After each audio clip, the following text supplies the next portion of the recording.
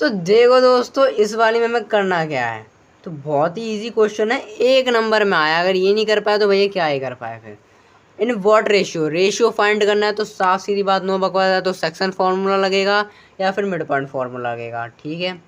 Does x axis divide the line segment, यानी एक line segment दी है और उसका ये ए है, ये बी है, ए है और बी है।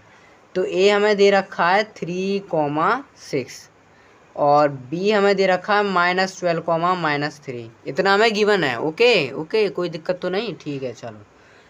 अब इधर पहले एक चीज़ दिखिए, does x axis divide the line segment, एक लाइन सेगमेंट को एक्स एक्सिस डिवाइड कर रही है, एक्स एक्सिस में डिवाइड कर रही है।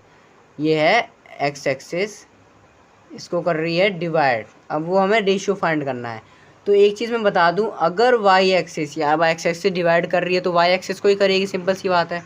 अगर कोई एक्स एक्सिस वाई एक्सिस को डिवाइड करेगी तो वाई एक्सिस उधर जीरो होगा, वाई उधर जीरो होगा। और सिंपल बोलूँ, अगर एक्स दे रखा है तो वाई ज़ीरो रख लेना, वाई दे रखा है तो एक्स ज़ीरो रख लेना, बस। तो ये हो जाएगा एक्स कॉमा जीरो। ठीक है। एक्स दे रखा है तो वाई ज़ीरो रख लेना और वाई दे रखा है तो एक्स ज़ीरो रख लेना। ठीक है, सिंपल सी चीज़ है। चलो, तो अब हम रेशियो लेते क्या है, K/1 लेते हैं। ठीक है, K/1 हम लेते हैं ये। ठीक है, और चीज़ हमें क्या करनी है, और चीज़ हम अपनी तसल्ली के लिए x1 y1 x2 y2 x comma y और ये m/n, हम इसे कुछ इस टाइप से लिख लेते हैं। तो चलो भैया, अब सीधी लगाते हैं, सेक्शन फॉर्मूला लगाते हैं। सेक्शन फॉर्मूला, जब सेक्शन फॉर्मूला लगाएंगे तो देखो, सेक्शन फॉर्मूला क्या होता है, x का क्या होता है mx2 प्लस nx1, या आई होप आपको याद होगा, प्लस m+n। ठीक है। x तो हमें दे नहीं रखा, x हमें दे ही नहीं रखा, बट y दे रखा है, तो हम y के हिसाब से भी कर सकते हैं, बट अभी हम x निकालते हैं। तो देखो भाई, x जो है, m की वैल्यू क्या है, इधर k है, x2 क्या है, x2 हमें दे रखा है -12। ओके, n इधर क्या है, 1 है, x1 क्या दे रखा है 3, k+1। ठीक है, इतना ठीक है, इतना तो समझ आया ना। चलो, अब इसको जब सॉल्व करेंगे तो हो जाएगा -12k + 3/k+1।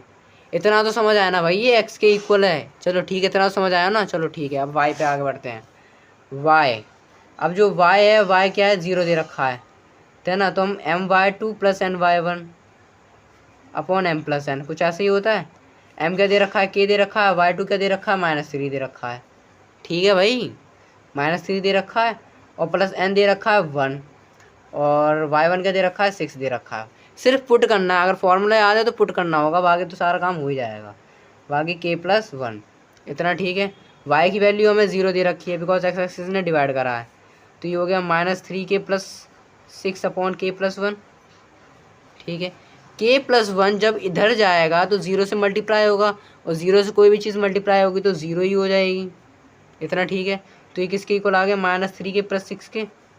6 इधर प्लस का है, जाके माइनस में हो जाएगा। 6 इधर प्लस का है, यहाँ जाके माइनस में हो जाएगा। तो हो गया ये -6 इक्वल में -3 के।